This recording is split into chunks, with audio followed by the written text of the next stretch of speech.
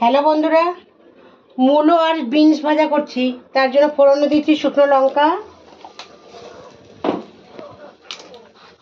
কালঞ্জি মানে কালো জিরে,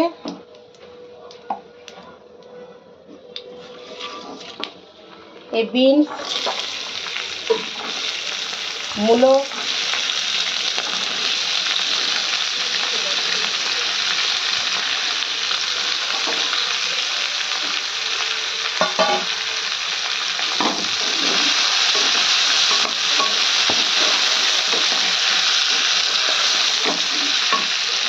তো হলুদ দেব, অল্প হলুদ,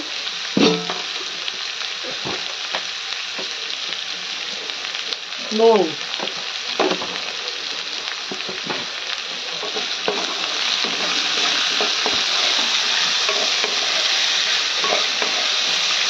একটুখানি এবার ঢেকে দেবো। 5 মিনিট পরে আবার একটু ভাজা করব, একটু নরম হয়ে যাবে। ঢেকে দিই।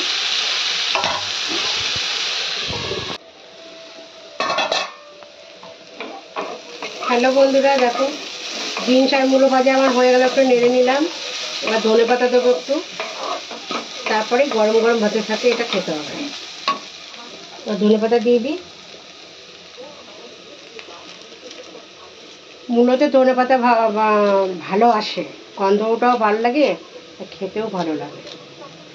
আমার তো সব রান্না একটু ধনে পাতা দিলে খুবই ভালো লাগে। সত্যি ধনে পাতা, টমেটো আর কাঁচা লঙ্কা বিনা রান্না করতে পারি না, চাই। দেখো কালারটা কত সুন্দর এসছে। গরম গরম ভাতের সাথে এবার এটা জমে যাবে। হয়ে গেল মূলো ভাজা।